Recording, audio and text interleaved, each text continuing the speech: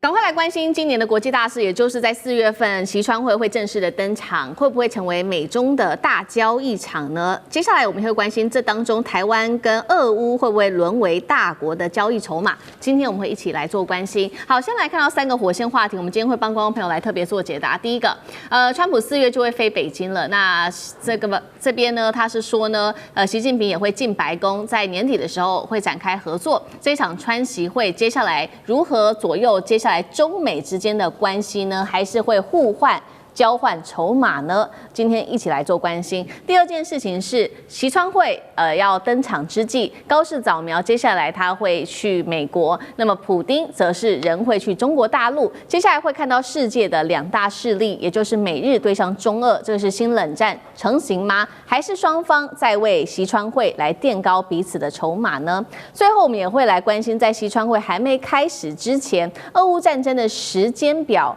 会是先出来吗？战场现在不是在前线决定，难道是在谈判桌上由政治来决定俄乌战争的前景吗？今天就这些议题，我们会一起来做关心。好，2026年首场的习川会刚刚说了，预计4月份就会正式的展开了。那么在展开之前，我们先来看到今天可以看到有非常多场的这种全球元首的外交都会在今年正式的启动。先来看 Politico 正式的点名，川普最快在4月的第1周呢就会前往北京。那么川普自己也说呢，中国国家主席习近平则是在年底的时候会访问白宫。他认为现在双方的互动是相当良好的，等于说中美之间是一来一往的。同时，今年的4月份大家还记得吗？今年的4日的时候大家还记得吗？习川会当时才热线，而且时间多达了1个小时，谈的议题非常的多，不管是台湾问题，或者是能源、伊朗、俄乌、军事贸易等等，但是大家还是把重点主要放在经济跟美中关系。所以今年4月份的习川会，它的重点会在哪里呢？会不会哪一些国家或者是哪一些军售案成为中美之间的交易谈判筹码？介大使怎么解读？对，当然绝对会成为谈判筹码的。谈判的原则就是什么都要谈，越敏感的越放在前面。对，那现在事实上的话，这个美中关系从中国大陆的角度看，从美国的角度看，今年已经定调了，就是怎么样，就是一个和缓，就是怎么样，就不要发生严重冲突的一年。所以呢，贝森在去年年底，美国的财长贝森说，他说，今年呢，基本上呢。川普跟习近平会会面4次，那现在2次已经搞定了，对不对？接下来2次很可能就是 APEC 的高峰会，还有一个集团体的峰会，那这都有可能见面。这个对美中目前来讲的话，这个元首的会面是非常重要，因为从川普，甚至从这个就是说这个川普2.0之前，这个基本上。现在美中推动关系的方式就是元首外交见面以后，定下这个所谓的行动计划跟工作目标，然后呢交给下面来办。所以呢是一种元首之间的协议所引领的发展的一种关系。所以呢这个元首必须要见面或者打电话的原因就是说，第一个要进行盘点。我去年底在这个釜山我们见面。决定要做这几件事，2个月以后我们电话来看看是不是都达成目标了，然后再继续展望未来。所以这个就是说阶段性都会再怎么样都会通，他只要通话或见面，我认为就证明说这个有进展，没有进展的话，大概电话就打不成。所以呢，这一次见面之前这个电话，我觉得就象征说双方对于彼此承诺事项，大概都已经经过怎么样？经过盘点以后，认为可以再往下一个阶段走。那所以这次就公开就讲了，我4月要去北京了。那大陆应该也是点头了。然后再加上一个川普喜欢先破话，就是说，我觉得大概还在讨论中，年底习近平去美国白宫访问的事情。那所以这个基本上，外面的西方的这个很多学者跟专家，他们定义今年的中美关系是什么？他们有一个休兵。他们认为今年是休兵之年。对中国大陆来讲，没什么休兵战不战，中国大陆本来就不希望跟美国打。可对美国今年他为什么要休兵？这美国人讲的。然后我们今年跟中国关系为什么休兵？因为川普先生要选举，其中选举，这在11月，11月以后会发生什么事，没有人知道。川普先生翻脸跟翻书一样，对，可他现在有需要，对吧？休兵。那我觉得中国大陆基本上看川普的话看得很清楚，就是说，即使你在这个其中选举失败了以后啊，你还有2年。你起码在白宫还有3年，正常状况下，你当然不要发生意外了，那就变成就是说，你不可能心力，可是你也不要捣蛋，就是说我会让你把你掌控在你不要对我造成太大伤害的情况之下。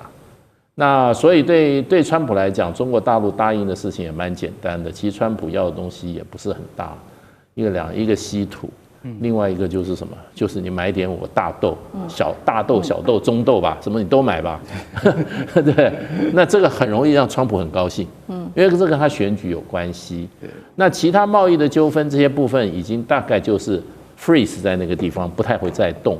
那现在就是台湾问题。那军售的部分，川普是唯利是图的。他以前川普1.0就说：“哎呦，台湾原来这么有钱，可以买这么多东西。”所以第1任的时候，他卖给台湾的军售就非常的大，那就是比他前任都大。那到了第2任的话，他怎么会不卖呢？所以现在就有人说他已经准备了，好像是200亿美元的嘛，项目要准备台湾来买。不过中国大陆，我想在这个问题上一定是不会放松的。所以这一次在这个新华社有关习近平跟这个川普的这个会谈以后。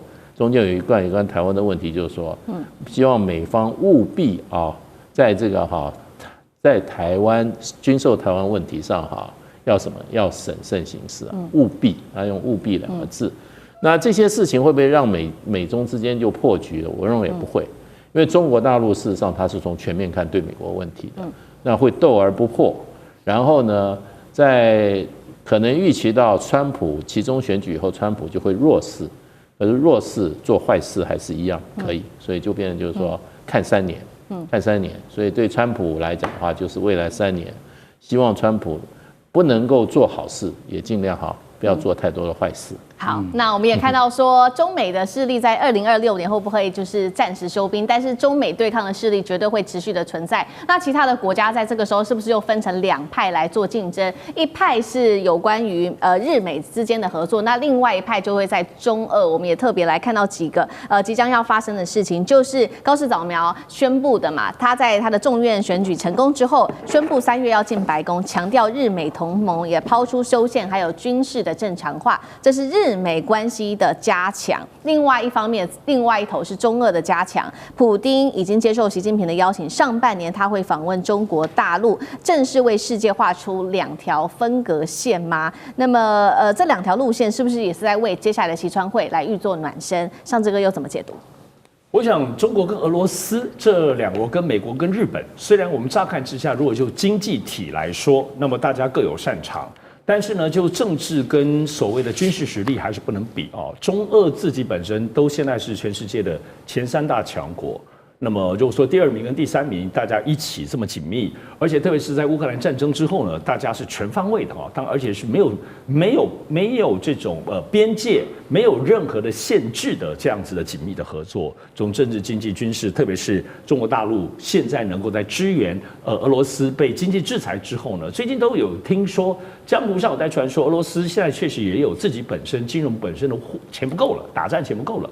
那么是不是也把黄金卖一点给中国大陆？所以大家最近都在观察这件事情。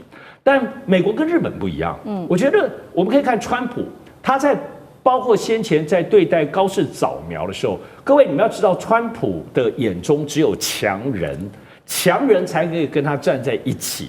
其他的所谓盟友都是他脚下的爪牙或小猫咪。我觉得日本在现在整体的状况来说，虽然没有说高市早苗这次获得很大的人意狂胜了这次的选举，但是作为民意的支持，并不是使得国家的分量在国际间或者是跟美日关系当中就上了一个档次。因为从美国包括川普的角色眼中，还是看你，我们可以看到他祝贺之后呢，贝森特利果跟他讲说5000亿投资，你赶快来马上这个东西就立刻刺中那个酸软点所以这个中俄跟美日，我觉得不能放在同一个这个架构上，大家来称哪一个东西比较重论斤计价。而且我讲国与国之间现在进入的部分，我们都知道国家跟国家之间的关系，我们觉得这几年因为川普的关系，大家看到国跟国之间签订了很多东西，仿佛都是虚幻的。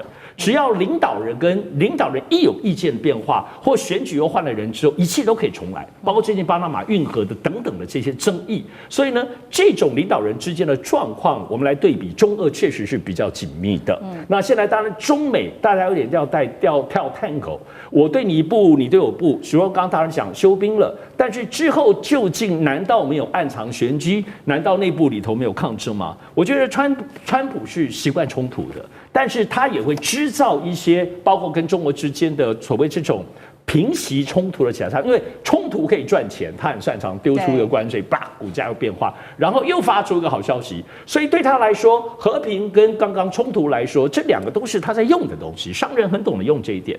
但是呢，终究偶尔要解决问题，比如说现在美国现在期中选举要出来了，但如果认为现在是这样子，中俄还是就是大家经济的更深度的合作，习近平也经常表达就是很合作，普丁也是，两个人是双向的奔赴，可以这样讲。但是呢，我们看川普在这次川习会可能会有点微妙，因为现在全世界都认为有可能会谈台湾问题，而且在台湾问题当中，在这个当中会触及到什么样的界限？有没有涉及一些交易性的东西呢？台湾可不可以被拿来交易？至少现在在美国的鹰派或对中的鹰派对台应用动来都是很焦虑的，那么有各式各样的放话。所以川习会4月当中，虽然还是会有中美方方面面从政治、经济、贸易跟等等的这些采购的议题，但大家觉得最集中，过去还没有认真谈的就是台湾问题了。好，接下来的台湾问题会不会在这次习川会当中被提到？我们会持续做关注。那其实另外大家也在很关心的事情，就是打了这么久的这一场俄乌战争，会不会在这个习川会之后有一些新的发展、新的可能性呢？是否可能落幕？原因是因为川普最近又跟这个泽伦斯基有所谈话。那泽伦斯基他在近日也透露说，美国有表达希望6月前要完成所有的谈判，甚至签署文件，目标是在今年的夏天前要结束俄乌战争。为什么川普急着在6月前要泽伦斯基结束战争？这个是第一件事情。第二个事情是，为什么选定在6月份，而且是刚好卡在习川会之后？难道这当中川普也希望借由中国大陆的角色去让这场战争落幕吗？那选6月又跟期中选举有没有什么关系？干哥又怎么看？这完全都已经在川普的算计里面。你知道为什么在6月之前你们要给我不要打了，停战？为什么？6月以后我很忙啊，我要忙着我的期中选举了，你们不要再来捣蛋了，对不对？这是他个人的理想。为什么？因为他认为过了6月，我真的没有功夫可以理会像这样子对他而言是像鸡肋一样芝麻蒜皮的事情。他认为你们早就应该要谈的。然后这是最重要的一点。然后第二点是什么？第二点是，4月川普就要跟习近平主席见面，对不对？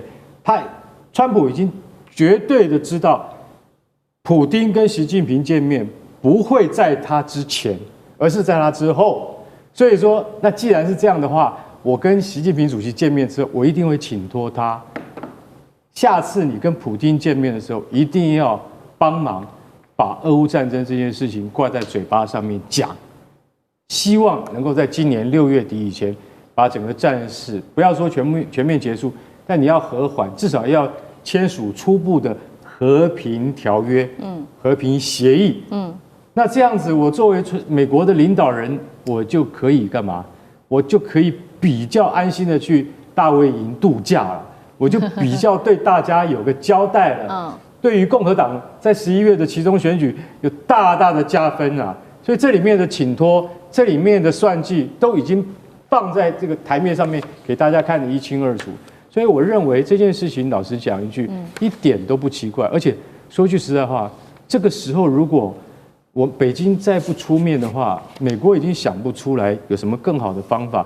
难怪泽伦斯基他会明白讲说，美国总统川普已经告诉我，6月底之前一定要能够达成基本上的和平协议。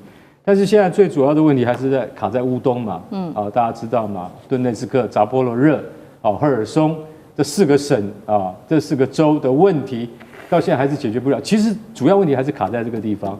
我觉得川普可能有另外的一些条件给了泽伦斯基，不然他不会放出这种风声出来，好，谢谢干哥。那我们休息一下，马上回来。地缘政治、美中之争、战略价值、强权崛起、小国生存。